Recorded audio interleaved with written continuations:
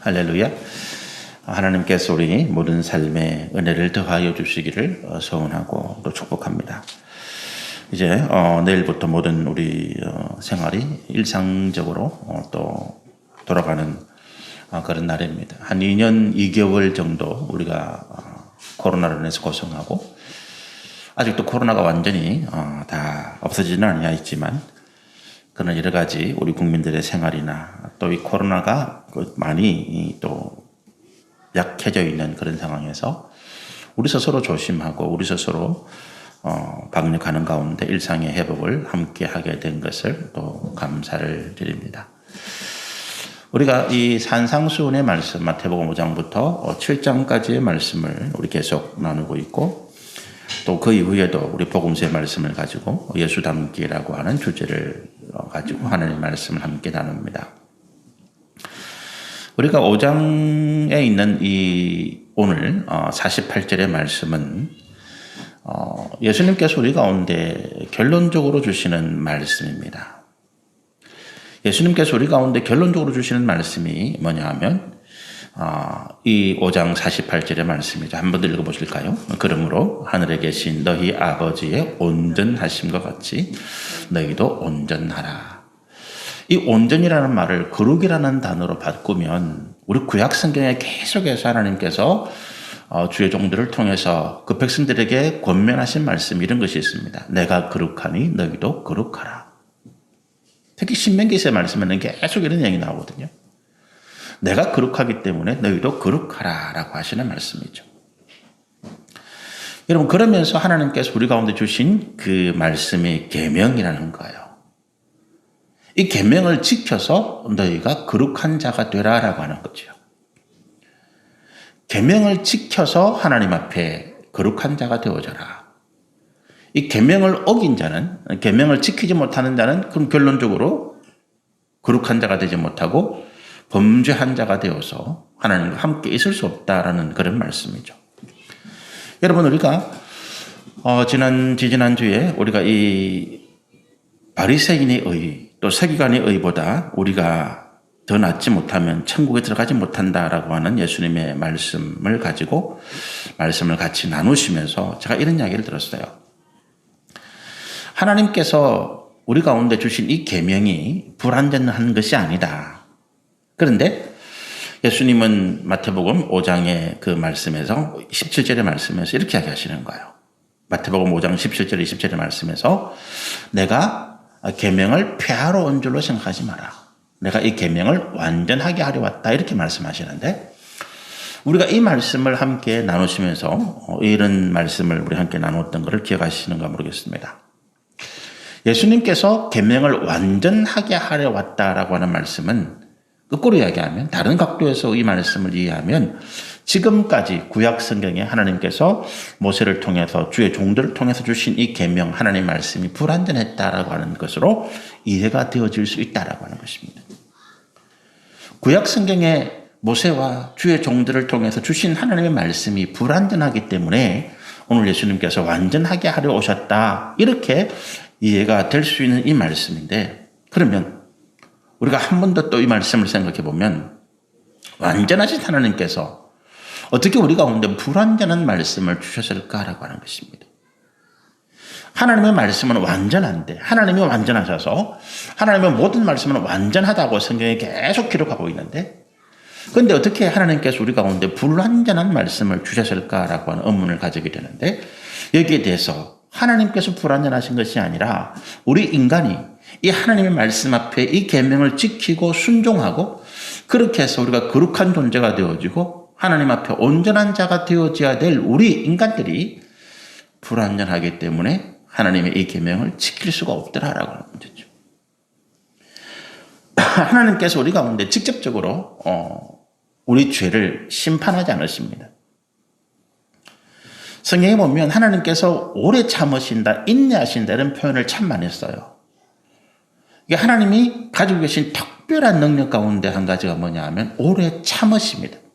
근데 이 오래 참으심의 의미가 뭐냐 하면 우리가 죄를 지었을 때에 우리가 하나님 앞에 범죄하였을 때에 즉각 그 죄를 징벌하고 우리를 죽이시는 그런 형벌을 주시는 것이 아니라 참아 두고 보고 계신다는 거예요. 창세기 3장에서도 보면 아담과 하와가 하나님의 금하신 그 선악과를 알게 하는 나무를 먹었을 때에도 분명히 하나님은 너희가 그 열매를 먹는 때에는 먹을 때는 반드시 죽으리라 이렇게 말씀하셨는데, 그러나 창세기 3장의 말씀을 보면 아담과 하와가 즉각 죽지 아니하고 하나님께서 오히려 그들에게 살기를 열어주시는 것을 우리가 볼 수 있다는 거예요. 그것은 하나님의 사랑과 자비 때문이다. 하나님께서 우리 가운데 나타나시는 거룩한 성품 가운데 가장 대표적인 두 가지 성품이 사랑과 공의라고 하는 거잖아요.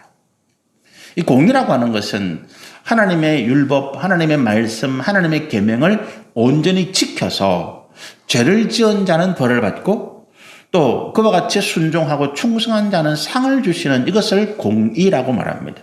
공평하게 누구는 봐주고 누구는 안 봐주고 이런 것이 아니라 모든 사람에게, 모든 피조물에게 공평하게 적용되어지는 의. 그런데 이 공의에 대해서 하나님의 사랑하심이 약간 반대적인 개념을 가지고 있습니다. 반대라고 표현하는 건 좀 그렇지만 하나님의 적극적인 공의의 심판을 하나님의 사랑이, 하나님의 긍휼하심이 시간을 두고 우리 가운데 인내하도록 역사하시는 거예요.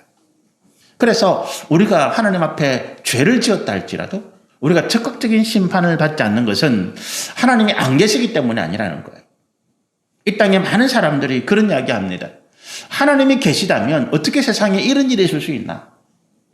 하나님이 계시다면 이 죄 많은 사람들, 이 죄를 짓고도 뻔뻔하게 살아가는 이 사람들을 심판하지 아니하고 착하게 살아가는 우리는 왜 이렇게 고통받게 하시는가? 이런 이야기들을 참 많이 하시는데, 그러나 그것은 하나님께서 계시지 않기 때문이 아니라 이 땅의 죄인들, 나를 포함해서, 우리를 포함해서 우리는 드러나지 않는 죄인일 뿐이지 우리 본성으로는, 우리 속으로는 다 똑같은 죄인이에요. 그래서 하나님께서 이 땅의 죄인들을 즉각 심판하지 아니하시고 오래 참으시면서 우리가 회개하고 돌이키고 다시 하나님의 구원의 은혜 가운데 들어올 수 있도록 하나님께서 시간을 주시는데, 그것이 하나님의 입장에서는 인내라고 하는 것입니다. 하나님의 공의의 성품으로 즉각 심판을, 하나님의 사랑과 긍휼하심이 조금 지체하도록, 참으시도록 시간을 주어서 사람들이, 죄인들이 회개하고 돌이킬 수 있도록 그것을 시간을 주실 때에 하나님께서는 그것을 인내하고 계시더라라고 하는 것입니다. 그래서 우리가 이 하나님의 계명을 앞에 대할 때에 하나님께서 우리의 이런 불완전함, 우리가 이 하나님의 계명을 온전히 지키지 못하는 이 죄인임을 하나님께서 아시기 때문에 구약시대에 모세와 선지자들을 통해서 주신 모든 말씀들이 100% 온전한 어떤 율법을 요구하신 것이 아니라 하나님께서 원하시는 율법의 조건이 100이라면 우리 가운데는 한 60점 정도, 60% 정도 지킬 것을 요구하고 계시더라. 이것이 예수님께서 말씀하시는 완전하지 못하기 때문에 내가 완전하게 하러 왔다라고 말씀하시는.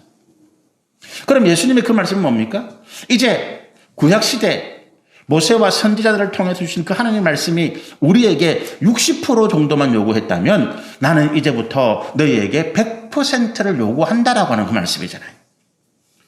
하나님께서 예수님이 이 땅에 오신 그 시점을 이제 기준으로 해서 이전의 것은 생각하지 말라는 거예요.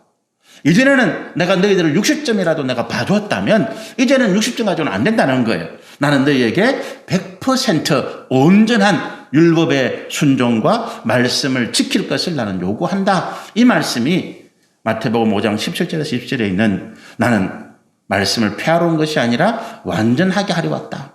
그러므로 너희의 의가 서기관보다 낫지 못하면 이 서기관의 의는 60% 정도라는 거예요. 그런데 우리에게 하나님은 100%를 요구하신다는 거예요. 결단코 천국에 들어가지 못한다. 이렇게 말씀을 하고 있더라는 것입니다. 그리고 그 다음에 이어서 연결되어 오는 말씀이 우리 오늘 읽은 본문 48절에 있는 온전하라 하는 그 말씀 앞에 21절부터 47절까지 하나님께서 우리 가운데 주신 십계명이라는 계명이 있잖아요. 그 십계명의 계명 가운데서 우리가 사람에게 요구하시는 계명이 6가지가 있잖아요.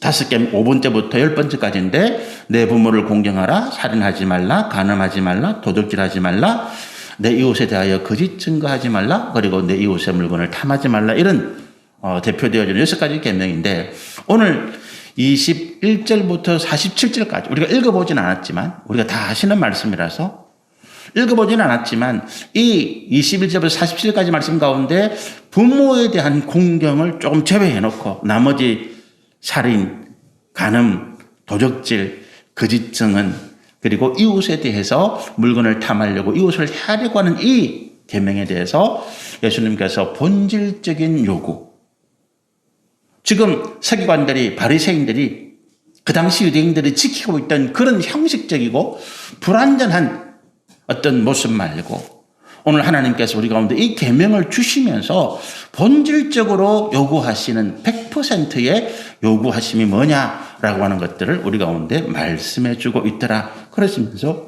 48절에 그러므로 그 살인, 간음, 도적질, 그리고 거짓 증언하는 것, 이웃을 해하려고 이웃의 물건을 탐하기 위해서, 가지기 위해서 이웃을 해하려고 하는 이런 악한 마음들에 대해서 예수님께서 쭉 말씀을 새롭게 가르쳐 주신 이후에 그러므로라고 하는 거예요. 너희가 이것을 다 지켜야만 너희가 온전한 자가 되어지고 아버지처럼 너희가 온전한 믿음의 모습이 될 것이다. 아버지께서 기뻐하시는 믿음의 모습이 될 것이다. 이렇게 말씀하고 계시더라는 것입니다. 그래서 오늘 이 말씀 계명에 예수님께서 이 계명을 쭉 말씀하시면서 우리 가운데 하시고자 하시는 말씀의 요지가 이 48절이라는 거예요. 너희는 아버지의 온전하심 같이 온전해야 된다. 너희가 아버지의 거룩하심 같이 거룩해야 된다라고 하는 말씀이 들어요. 그러면 이제 우리가 오늘 본문에 읽진 않았지만 우리 21절부터 40절까지 제가 말씀드린 살인, 그리고 간음, 도적질, 그리고 거짓 증거, 그리고 이웃의 물건을 탐하고 해하려고 하는 이런 우리 악한 마음에 대해서 예수님은 뭐라고 다시 말씀하시는가 하나하나 살펴보시면서 과연 하나님은 이 계명을 통해서 우리에게 어떤 온전함, 어떤 수준을 원하셨던가 이것을 한번 살펴보시면 좋겠습니다. 먼저 우리가 21절 31절까지 말씀 보면 살인과 간음에 대한 이야기가 나와요. 21절 31절까지 살인과 간음에 대해서 나오는데 이 살인, 형제를 향해서 라가라고 욕하는 자가 살인이라는 거예요. 여인을 보고 음욕을 품는 자가 간음이라는 거죠. 이 말씀을 통해서 보면 우리는 지금까지 죄에 대해서 어떤 개념, 생각을 가져왔는가 하면 우리가 어떤 직접적인 죄악의 행동을 했을 때 우리는 죄를 지었다 이렇게 이해하고 그렇게 판단해 왔다는 거예요. 그러나 예수님은 뭐라고 말씀하십니까? 하나님께서 이 살인과 간음에 대해서 말씀하실 때에 너희는 마음의 생각만 품어도 그것이 바로 죄다라고 하는 것을 말씀하고 있더라라고 하는 것입니다. 내가 직접 어떤 사람을 해치지 않아도 내가 해치려고 하는 악한 마음만 품어도, 아니 해치기 전에 내가 그 사람을 미워하고 그 사람을 욕하고 저주하는 이런 마음만 품어도 나는 이미 그 사람을 해치는 죄를 범했다. 하나님께서 그렇게 말씀하시는 것입니다. 우리가 창세기 4장에 가인과 아벨의 제사에 대해서 하나님 말씀하신 내용이 나와요. 가인의 제사를 하나님께서 받지 않으십니다. 가인의 제사를 받지 않으니까 가인이 화를 냅니다. 하나님 앞에 불평해요. 원망합니다. 아벨은 왜 받아주십니까? 아벨만 특별히 편애하시는 건 아닙니까? 이렇게 가인이 이야기할 때 하나님께서 그 이유 왜 가인의 제사를 받지 않으셨는가를 말씀하세요. 어떤 목사님이 이 부분을 가지고 재물 때문에 그렇다라고 이야기합니다. 가인은 양을 가지고 하나님께 제사를 아벨은 양을 가지고 하나님께 제사를 드리고 가인은 곡식, 농산물을 가지고 하나님께 제사를 드렸기 때문에 원래 제사는 피의 제사다. 그래서 하나님께서 아벨의 그 양을 잡아서 드리는 피의 제사는 받으셨고 가인이 곡물로 드리는 제사는 안 받았다. 이렇게 말씀하시는 분이 계시더라고요. 또 그렇게 알고 계시는 분들도 많아요. 그러나 그건 전혀 오해다는 것입니다. 우리가 성경을 제대로 이해하지 못하고 있는 부분들이다. 무슨 이야기냐? 지금 가인과 아벨이 하나님께 드리는 것은 속죄 제사가 아니라 그들이 1년 동안 농사를 지은 다음에 그 농사를 지은 것을 가지고 하나님께 감사를 드리는 감사의 제사였다. 감사의 예배였다는 거예요. 그 시대는 돈이 없잖아요. 지금은 농부도 어부도 월급 공장에서 일하는 사람도 다 자기들이 얻은 수익 가운데서 감사하는 마음을 하나님께 돈으로 드리는데 그 당시에는 다 현물, 그죠? 물건을 가지고 드리는 거예요. 아벨이 양을 키웠기 때문에, 양을 치는 목자였기 때문에 자기가 키운 양 중에서 가장 좋은 것, 가장 귀한 것을 하나님께 감사한 마음으로 드렸던 것이고, 가인은 자기가 농사를 지은 곡식 가운데서 가장 충실하고 가장 좋은 곡식을 골라서 하나님께 드렸던 것입니다. 그런데 문제는 뭐냐 하면 하나님께서 가인에게 책망하시면서 이렇게 말씀하시는 부분이 나와요. 야, 네가 죄를 짓지 아니했다면 어떻게 네가 낯을 못 들겠느냐라고 하는 것입니다.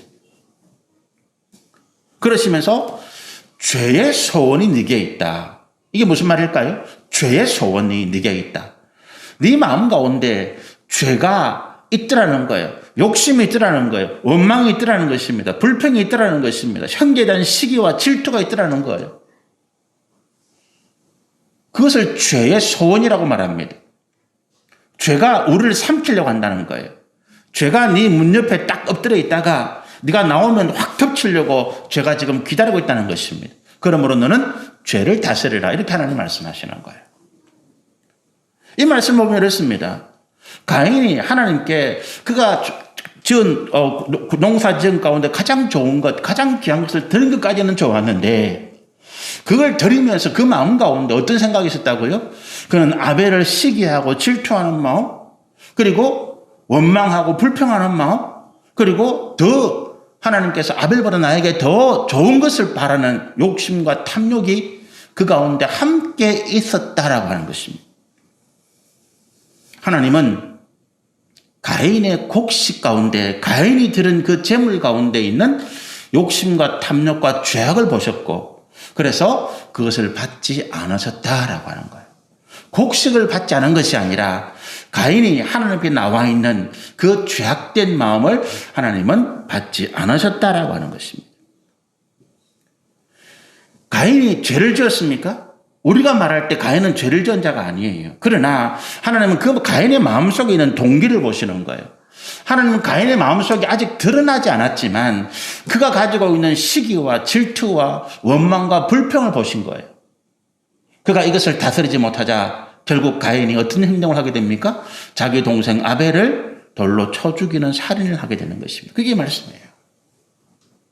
우리가 우리 마음속에 있는 형제를 미워하고 불평하고 시기하고 원망하는 이 마음들을 우리가 다스리지 못하면 언젠가는 내가 시간이 주어지고 기회가 주어지고 언젠가는 어떤 상황이 만들어질 때 나는 반드시 그 형제를 해치는 그 같은 죄악 가운데 갈 수밖에 없다라는 것입니다. 그러므로 하나님은 어떻게 말씀하십니까? 이 죄악의 싹이 내게 있으므로 너는 살인한 자다. 이렇게 말씀하시는 거예요.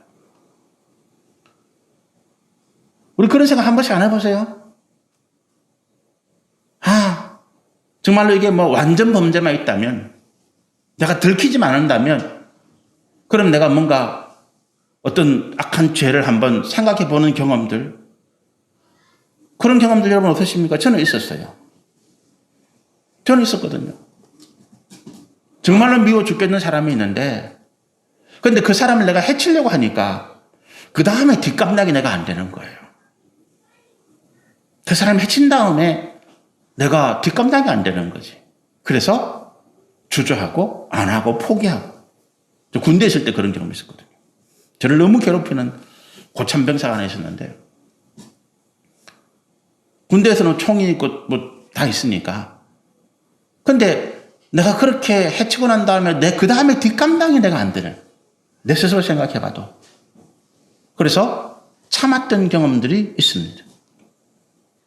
그런데 그때 이미 하나님은 저에게 뭐라고 말씀하십니까? 너는 그 형제를 살인한 자야 라고 말씀하시는 거죠. 간음도 마찬가지입니다. 오늘 간음에 대해서 하는 예수님 말씀하시면서 이혼 정서를 이야기해요.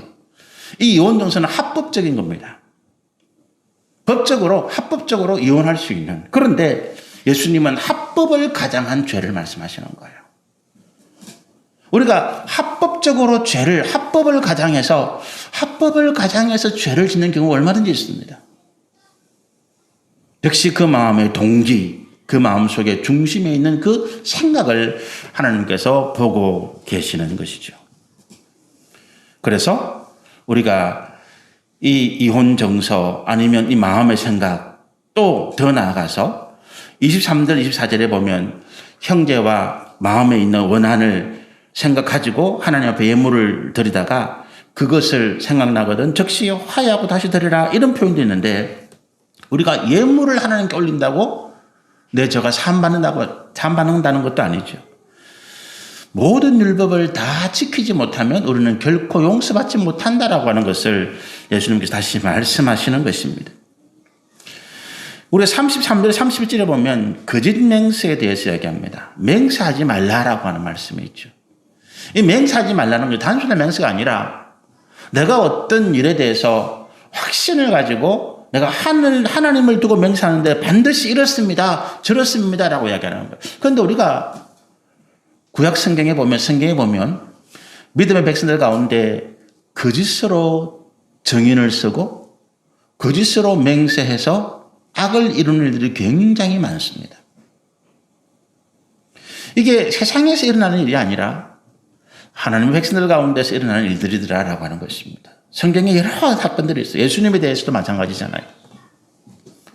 예수님에 대해서 대제사장들이 예수님에 대한 어떤 불법적인 행위를 못 잡으니까 그들이 거짓 증인을 내세워서 예수님이 이렇게 했다 저렇게 했다 말을 막 하게 되는 거죠. 그런데 우리가 예수님이 말씀하시는 이거예요. 거짓 맹서, 거짓 증거 이 말을 하는 순간에 어떻습니까? 우리는 하나님 앞에 거짓말뿐만 아니라 하나님을 대고 맹세함으로 인해서 하나님을 모욕하는 죄를 더 지었다라고 하는 것입니다. 왜 맹세하지 말라? 내가 본 것이 분명한데 내가 분명히 그 말을 보고 들었는데 왜 맹세하지 말라 그러십니까? 우리가 판단하고 우리가 보는 것, 우리가 듣는 것 그래서 이 모든 판단하는 것들은 정확하지 못하는 거예요. 여러분 저희 아버님이 치매로 돌아가시는데 치매로 인해서 이제 마지막에 고통하셔서 돌아가시는데 치매 증상 중에 가장 무서운 게 이거더라고요. 기억이 이게 뇌세포가 중간중간 죽으면서 과거의 기억들이 끊어지잖아요. 뇌세포가 중간중간 죽으면서 과거의 기억들이 상실돼 버린 거예요. 중간에 쭉 연결되다가 가운데 뭐가 구멍이 뻥 뚫린 거예요. 아무것도 생각이 안 나는 거예요. 그런데 사람은 본능적으로 이 기억과 기억을 연결시키더라는 거예요. 그러면 기억이 안 나는 것을 다시 메꾸려니까 어떻게 합니까? 내가 상상하는 것으로 채워넣더라는 거예요. 내가 상상하는 것으로. 그래서 우리는 흔히 우리 어르신들 옛날에 나이 많은 어르신들이 그런 이야기 할 때 노망났다 그러잖아요. 그래서 노망나셔서 헛소리 하신다. 근데 그게 치매의 가장 무서운 증세더라는 것입니다. 과거 어떤 일들에 대해서 당신이 상상해낸 사건들을 가지고 본인은 그걸 진짜처럼 믿어지는 거예요. 거기다가 살이 자꾸만 더 붙으니까 한 번 듣고 두 번 듣고 세 번 듣다 보니까 그게 진짜같이 느껴지더라고요. 우리가 보고 듣는 것이 그럴 수 있습니다. 우리는 전체를 다 이해하지 못합니다. 어떤 상황에서 어떤 맥락에서 이런 말이 나오고 이런 상황이 생겼는지 알지 못합니다. 그래서 내가 봤다라고 하는 것, 내가 들었다고 하는 것에 대해서 우리가 너무 지나치게 확신을 가지고 이야기하다 보면 이것이 오히려 더 큰 오해와 더 큰 문제와 더 큰 사건을 불러일으킬 수 있습니다. 그래서 예수님이 뭐라고 말씀하십니까? 옳은 것은 옳다, 아닌 것은 아니다라고 하라. 그렇게 말씀하시는 거죠. 옳은 것은 옳다, 아닌 것은 아니다 하라. 37절에 한번 읽어보실까요? 우리 5장 37절. 오직 너희 말은 옳다, 아니다. 그렇게 하라는 것입니다. 여기에서 지나치는 것, 그 이상으로 이야기하는 것은 악으로부터 나왔다. 어떤 사람을 해하고자 하는 마음에서 나왔다. 이렇게 이야기했다는 거죠. 자, 그럼 여기서 우리가 옳다, 그러다라고 말하라고 하는 것은 어떤 의미일까요? 여러분, 우리가 말과 행동에 있어서 우리는 뭐를 중요시합니까? 사실관계를 중요시해요. 사실관계. 그 사람이 뭘 했냐 안 했냐, 이게 굉장히 중요한 거죠. 그 사람이 뭔 말을 했나 안 했나, 어떤 행동을 했나 안 했나, 이 사실관계를 확인하는 것이 굉장히 우리에게는 중요한 문제예요. 그런데 예수님은 사실관계보다 더 중요한 것이 있다는 것입니다. 그것이 뭡니까? 옳다 그르다의 문제예요. 옳다 그르다의 문제입니다. 저희 아버님이 돌아가신 우리 선생님께서 치매인 줄을 모르고 저희들이 모실 때 얼마 전에 식사를 하셨는데 제 아내가 정성껏 우리 삼시세끼 밥을 해드렸는데, 밥을 해드리고 금방 식사하셨는데 밥을 안 드셨다는 거예요. 저희 누님이나 형님들이 저희 집에 찾아오시면 이 며느리가 나를 굶긴다고 말씀하시는 거예요. 더 눈앞에서 억울한 거지. 억울한 거지. 그래서 그 사실관계를 확인하려니까 싸우게 되는 거예요. 나는 들었는데 아버님은 안 드셨다 그러니까 이 사실관계를 따지고 이 사실이 맞나 틀린나를 확인하다 보니까 분란이 날 수밖에 없던 거죠. 우리가 자녀들을 양육하면서 자녀들을 다그칠 때가 있습니다. 네가 이것을 했냐 안 했냐 하는 거예요. 그 사실관계를 가지고 굉장히 다그치고 그 아이의 인격을 모욕하기도 하고 그 아이의 마음에 큰 상처를 주기도 합니다. 그런데 예수님은 뭐라고 말씀하십니까? 그것이 죄라는 거예요. 너희는 그 일이 옳으냐 아니냐를 따지라는 것입니다. 옳고 그름의 문제가 뭡니까? 사실관계보다 더 중요한 것이 옳고 그름의 문제라고 하는 것입니다. 그 일이, 그 사건이, 그 상황이, 그 행동이, 그 말이 하나님 앞에서 옳은 것인가? 아니면 그것이 아무리 사실관계로 확인됐다 하더라도 그렇게 하는 것이 옳지 않은 것인가를 우리는 판단해야 된다는 거예요. 그런데 그런 판단 능력이 우리 가운데 있습니까? 없더라는 거예요. 결국 다시 하나님의 말씀 앞에 우리가 겸손하게 무릎을 꿇고 그분의 지혜를 구할 수밖에 없더라라고 하는 것입니다. 솔로몬이 왕이 되고 난 다음에 기도원 재단에서 그가 천번제를 드리고 하나님께 구한 것이 뭡니까? 지혜라고 하는 거예요. 이 지혜가 옳고 그름을 구분하는 하나님의 말씀이라는 것입니다. 그가 지혜를 구한 이유도 뭡니까? 그가 백성들을 재판할 때에 사실관계를 확인해서는 이게 판단이 안 서는 거예요. 어느 것이 옳고 그름의 문제냐는 것을 이해해야만, 알아야만 이것이 재판이 올바로 바르게 될 수 있더라. 그래서 그 다음 나오는 사건이 뭡니까? 그 창기 둘이 한 아이를 가지고 서로 자기의 아이라고 주장하는 이 사건에 대한 재판이 나오잖아요. 사실관계를 확인해서는 이게 판결이 안 나는 거예요. 증인도 없고 그 당시에는 무슨 DNA나 혈액형을 검사하는 방법도 없는 상황에서 그 창기 둘이가 똑같은 날에 아이를 낳았고, 그런데 하나는 죽고 하나는 살아남았는데 살아남은 아이를 서로가 자기의 아이라고 주장할 때 어떻게 우리가 사실관계를 판단할 수 있겠냐는 거예요. 그렇지 않습니까? DNA 검사를 할 수도 없고 혈액 검사를 할 수도 없고 증인도 없고 두 사람이 자다가 그렇게 사건이 났는데, 그 상황에서 솔로몬이 무엇을 그가 주목한 것입니까? 옳고 그름의 문제예요. 정말로 어머니라면 어떻게 하는 행동이 옳은 것인가라고. 정말로 이 아이의 어머니라면 어떻게 행동하는 것이, 어떻게 말하는 것이 그 어머니로서 옳은 행동인가?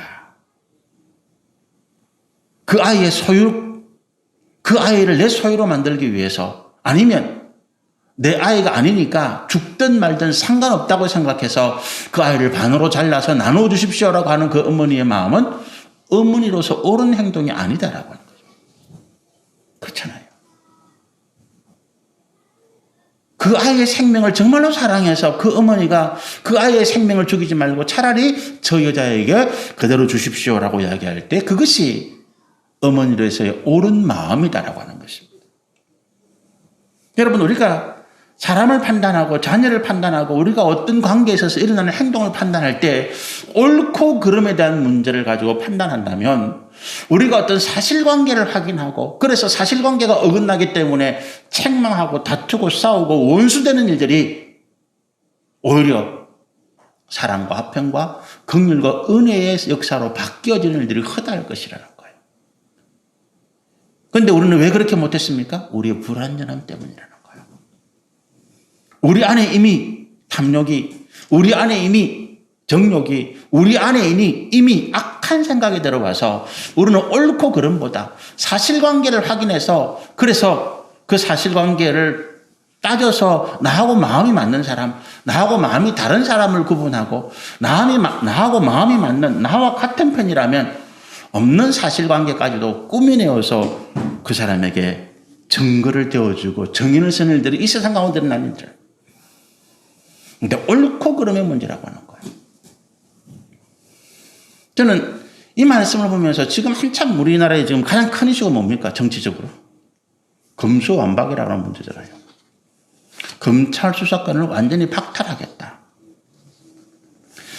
근데 이 문제를 보면서 제가 국민의힘이든 민주당이든 좌든 우든 이걸 떠나서 과연 검찰이라고 하는 이 기관이 어떤 역할을 하는 것이 맞는가, 옳은 것인가에 대한 문제를 우리 국민의힘이나 민주당이나 대통령이나 국회의원들이 고민하지 않더라는 것입니다. 그래서 사실관계를 따져서 검찰에게서 수사권을 뺏는 것이 누구에게 유리한가라고 하는. 누구에게 유리한가? 사실관계를 따져서 이것이 법률적으로 맞나 틀리나, 헌법에 맞나, 헌법에 틀리나 이것을 가지고 서로 다투고 있더라는 거예요. 그런데 정말로 고민할 문제는 뭐냐 하면 이 검찰 수사권으로 인해서 그동안에 과도하게 집중된 검찰의 권력으로 인해서 우리 과거 역사를 보면 정권에서 이 과도하게 커져 있는 검찰 권력을 이용해서 독재의 뒷받침을 한 것도 사실이고요. 또 과도한 검찰 권력 때문에 억울한 피해를 본 사람도 굉장히 많더라는 거예요. 그런데 또 그렇게 해서 모든 것을 검찰의 수사권을 빼앗고 경찰에게 맡긴다면 과연 국민들 가운데 있는 이 범죄로 인해서 고통받는 이것들이 정말로 공의롭게 해결될 수 있을 것인가라는 문제도 고민해봐요. 그런데 그런 것에 대해서는 우리는 생각하지 않더라는 것입니다. 어떻게 해야 정말로 우리 이 땅에 범죄로 인해서 고통받고 또는 그와 같이 권력을 이용해서 범죄를 저지르는 사람들에게 대해서 우리가 공의, 옳은 것을 행할 수 있는가? 이 부분을 고민하는 이런 정치인들이 이 땅에 없더라. 이것이 참 어떻게 생각해 보면 우리의 비극이죠. 우리의 비극인 거죠. 여러분, 우리가 자녀 문제에서도 마찬가지입니다. 옳고 그름, 왜 이 아이가 이런 행동을 했을까? 왜 니 그렇게 했니 안 했니? 이걸 따지지 말고 이 아이가 어떤 마음으로 어떤 생각으로 그 같은 행동을 했을까? 그래서 그것이 그 아이가 비록 잘못된 일을 했다 하더라도 그 마음의 동기와 중심이 그렇지 않다면 결과가 나쁘더라도 그 아이를 칭찬해주고 지지해주고 격려해주고 그래서 그와 같은 마음이 좀 더 명확한 좋은 결과를 가질 수 있도록 방법을 가르쳐주는 것이 우리의 본분일 텐데 우리는 결과만 보고 나타난 현상만 보고 아이들을 책망하고 왜 못했니? 왜 안 했니? 왜 이런 결과를 가져왔니? 책망할 때 우리는 부모로서의 어떤 올바른 판단을 하지 못하고 있는 이런 모습이라는 거예요. 하나님 우리를 그렇게 판단하지 않으시더라는 것입니다.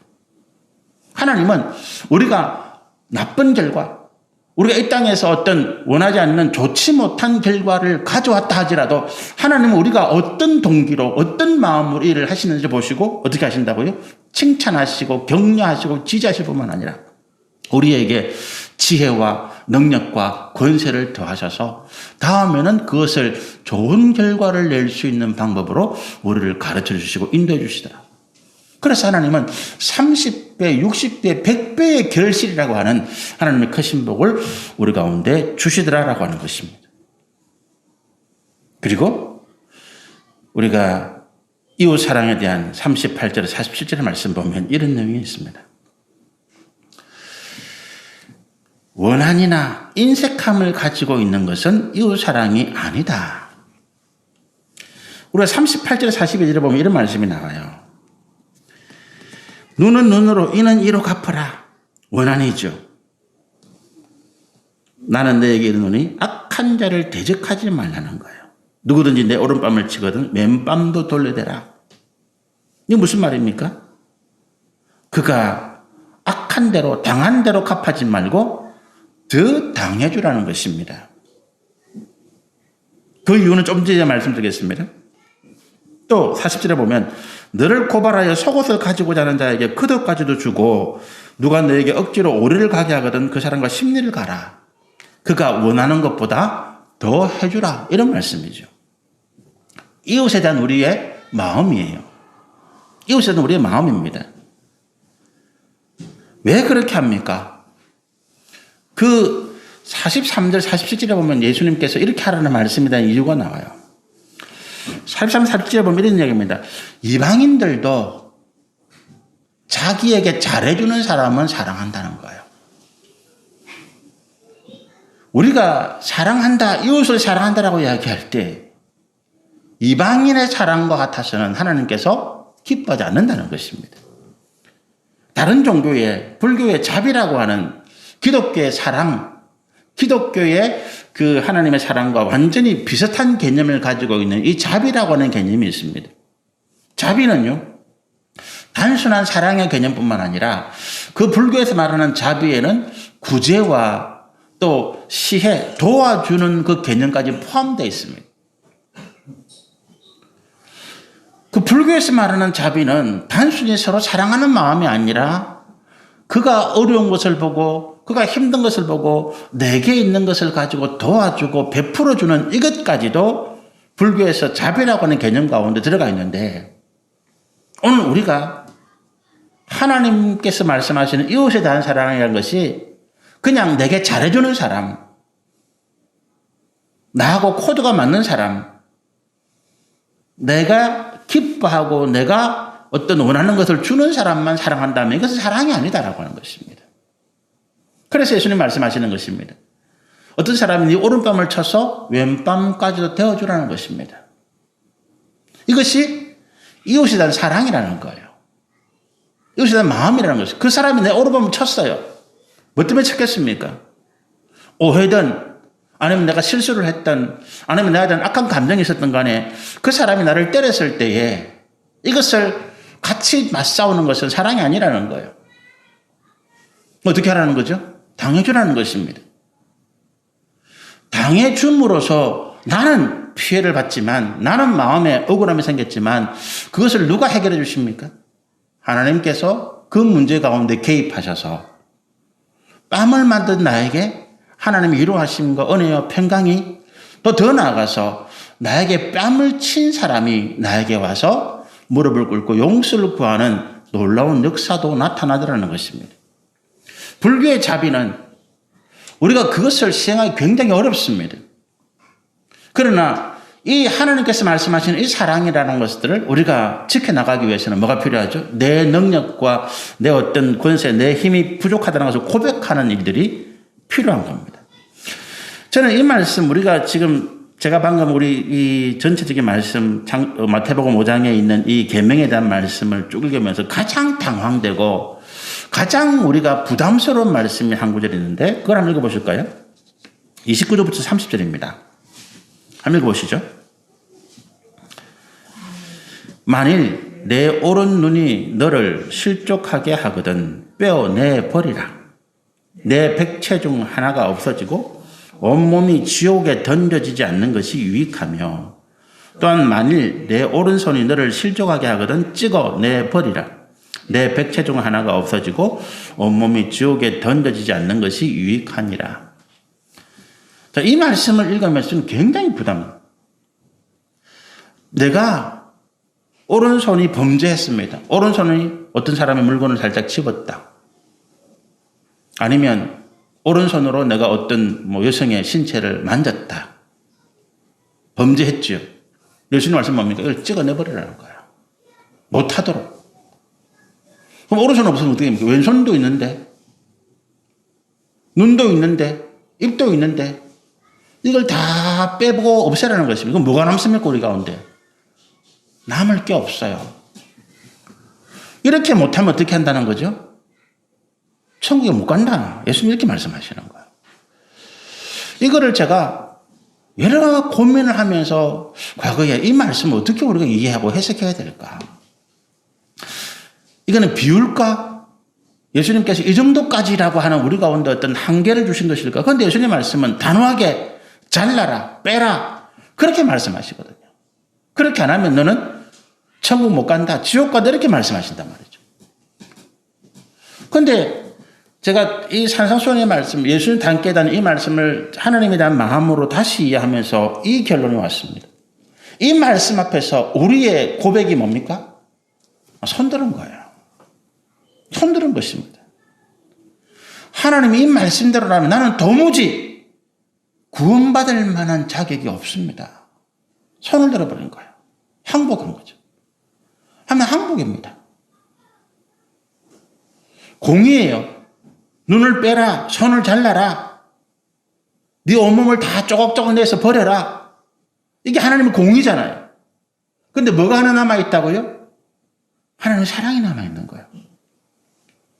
하나님께서 우리 가운데 공의만 요구하시는 것이 아니라 우리 가운데 우리를 구원하시기 위해서 오래 참으시는 인내와 사랑하심이 있는데 그걸 기대는 거예요. 하나님 우리를 그냥 죽이시려고 하시는 게 아니잖아요. 그런데 이 말씀 앞에서 너무 두렵고 내가 할 수가 없는데 나는 어떻게 하면 되겠습니까? 지금 예수님이 우리 가운데 원하시는 말씀은 이거예요.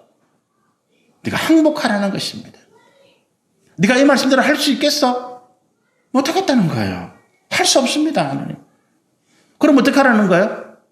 너는 엎드리고 고백하고 회개하고 하나님의 은혜와 긍휼을 구해라는 거예요. 그런데 왜 그렇게 하지 않고 너는 할 수 있다. 너는 거짓으로 위선으로 너 스스로의 삶을 포장하고 하나님을 속이고 사람을 속이고 있느냐는 거예요. 그게 오늘 우리에게 하시는 말씀이. 네 못하잖아. 네 눈 뺄 수 있어? 네 오른손을 찍을 수 있어? 제가 어떤 영화를 봤는데 범죄 영화예요. 오른손을 왼손으로 수갑을 채워가지고 이제 그 철길 같은 데 묶어놨습니다. 기차가 저 멀리서 오고 있어요. 그 옆에 도끼를 하나 두고 왔어요. 이 범인이. 잔인한 이야기죠. 자기 스스로 그 도끼로 자기 손목을 찍으면 살 수 있는 것입니다. 근데 그 영화에서는 못하더라고요. 못 찍어. 저라면 어떻게 했을까? 이 상황이에요. 여러분, 우리가 예수님이 이 말씀이 우리 가운데 지금 살인, 간음, 제가 말씀드린 거짓 맹세, 이 도둑질 이 이야기를 쭉 하면서 예수님 너 못하잖아. 안 되잖아. 그런데 왜 한다고 이야기해? 왜 하는 척하고 있어? 못하면서 죄를 지으면서 왜 사람들 앞에서는 너를 속이고 하나님 앞에 너를 속이고 있는 거야? 오늘 하나님께서 우리 가운데 말씀하시는 것은 이 100% 완전한 계명 앞에 우리가 항복하는 것입니다. 하나님 나는 이걸 지킬 수가 없어요. 그런데 어떻게 해요, 하나님? 내가 이 구원의 은혜, 하나님께서 사랑하시는 이 은혜를 내가 입으려면 나는 어떻게 하면 좋을까요? 라고 하는 것이 하나님께서 우리 가운데 원하는 답이라는 거예요. 나는 이걸 지키겠습니다. 나는 이걸 하겠습니다라고 하나님께서 원하시는 아니라는 거예요. 안 되는 걸 아시니까. 100점 못 맞는 걸 알아요, 하나님이. 우리는 60점짜리밖에 안 되는 줄 아신다고. 그런데 하나님은 우리 가운데 100점짜리 문제를 딱 내면서 너가 풀어봐 하니까 풀겠습니다라고 하는 거예요. 모르면서 억지로 답을 끼워놓고 틀린 거를 갖다 끼워놓고 그러면서 다 했다라고 하는 거예요. 그런데 하나님께서 우리 가운데 이 100점 맞을 문제를 내시는 것은 우리 실력이 60점밖에 안 되는 이것을 고백하라는 거예요. 그러면서 주님, 어떻게 해야 내가 구원받을 수 있겠습니까? 그게 요한복음 3장에 나와 있는 니고데모의 고민이잖아요. 그런 고민, 이 하나님의 준엄한 말씀 앞에서 나 자신을 들여다보고 나는 안 됩니다. 나는 목사인데 하나님, 내가 목사면서도 나는 이런 상황입니다. 하나님. 어떻게 하면 좋을까요? 그때 주님이 말씀하시는 거예요. 십자가의 은혜라고 하는. 그래서 내가 네 죄를 대신해서 십자가를 지겠다라고 하는 것입니다. 율법을 지켜서 구원받는 것이 아니라 우리의 눈을 빼고 우리의 팔을 자르고 우리의 다리를 잘라서 천국에 들어갈 수 있는 것이 아니라 나는 그것을 못한다고 고백하고 나는 그것을 할 수 없다고 이야기하면서 내가 주님 앞에 주님 나에게 어떻게 구원의 은혜를 주실지 주님 도와주십시오 라고 기도할 때 하나님께서 대답하신 것은 예수님께서 말씀하시는 것은 네 죄를 내게 맡겨라는 거예요. 십자가 대속의 은혜를 네가 입으라라고 하는 것입니다. 다시 말씀드리면 예수를 믿으라라고 하는 거잖아요. 오늘 말씀이에요. 그래서 사랑은 허다한 죄를 덮는다. 베드로전서 나오는 말씀이죠. 사랑이 허다한 죄를 덮는다. 예수 그리스도의 그 사랑, 십자가의 사랑이 우리의 모든 죄를 다 덮어서 하나님 앞에 깨끗한 자로 서게 하시더라. 우리가 서로 사랑하니까 죄를 용서하라 그 말 아니에요. 그걸 착각하시면 안 돼. 우리가 뭐 사랑하면 죄를 용서해. 그 말 아니에요. 사랑은 허다한 죄를 덮는다. 그 말씀은 예수 그리스도 십자가의 그 사랑하심이 우리가 이 율법 앞에 치울 수밖에 없는 이 죄악들을 깨끗하게 덮으셔서 하나님 앞에 우리를 죄 없는 자로 세우셨다. 이 말씀인 거죠. 우리는 오늘 이 은혜 가운데 나가기를 소원합니다. 주님 우리를 그 자리에 이끄는 거예요. 이 율법을 이야기하시는 게 아니에요. 예수님의 십자가의 그 대속의 은혜, 우리를 위하여 죽으신 주님의 그 사랑하심을 오늘 우리 가운데 말씀해 주고 계시는 줄로 믿습니다. 이번 주에는 제가 율법의 본질에 대해서 말씀을 드렸고요. 다음 주에는 우리 그 뒤에 있는 말씀을 통해서 우리가 어떤 믿음의 삶으로 살아가는 것을 하나님 원하시는지 또 함께 나누시면 좋겠습니다. 우리 기도하시겠습니다.